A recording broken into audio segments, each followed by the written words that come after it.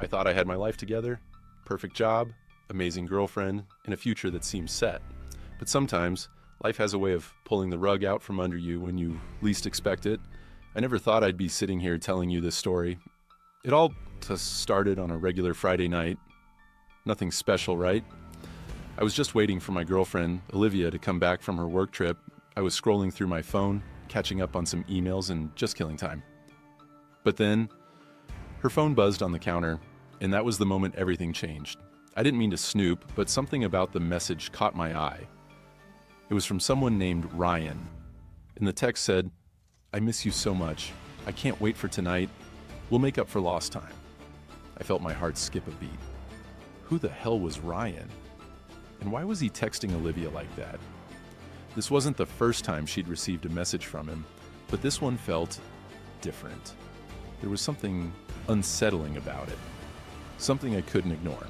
But what really threw me off was the feeling that crept in, the feeling that I had missed something, that I had been blinded to something right in front of my face.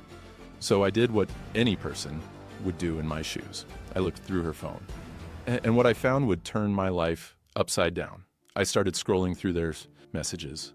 The first few were harmless, just some lighthearted conversations about work, plans for the weekend. But as I went deeper, it became clear that this wasn't just a friendship. The messages were intimate, flirty, and at times downright sexual.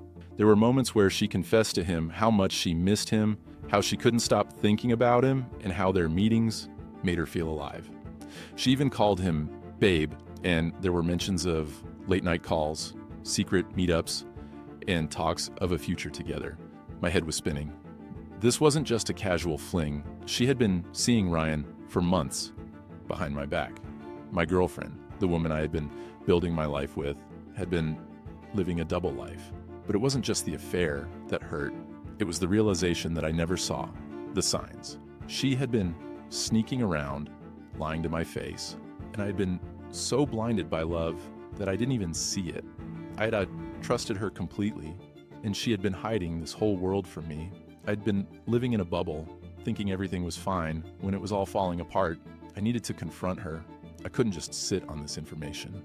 The anger, the hurt, it was building up inside me, and I had to ask her about it. When she finally came back, I didn't know what to say at first. I was numb, still processing everything I'd just read, but I couldn't hold it in anymore. I just asked, "Olivia, who the hell is Ryan? And why didn't you tell me about him?" She froze. For a moment, she didn't say anything.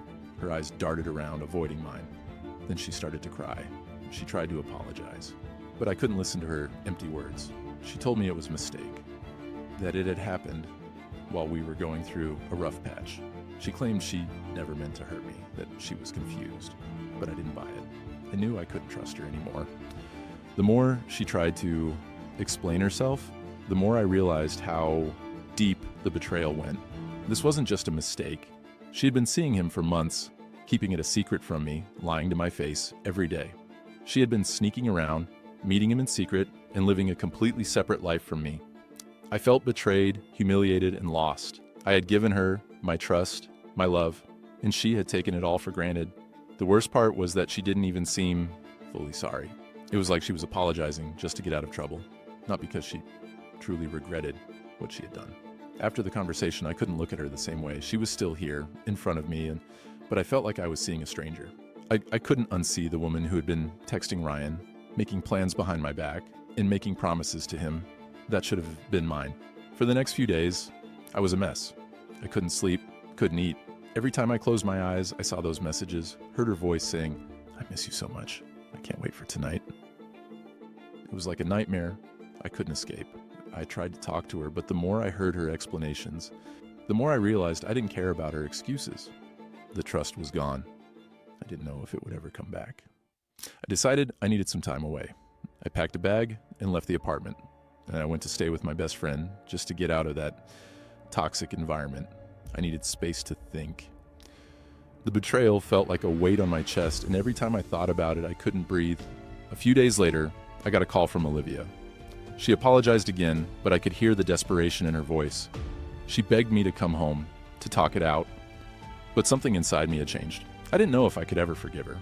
I didn't know if I could ever trust her again. She had shown me who she really was, and the person I thought I knew didn't exist.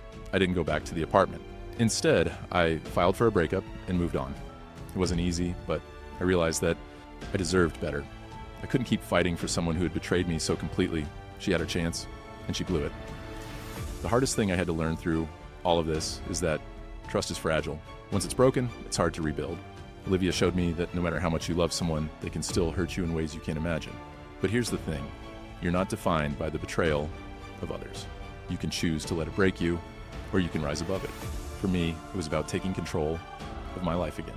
Never let anyone make you feel small or insignificant. Trust your instincts. If something doesn't feel right, it probably isn't. You deserve loyalty.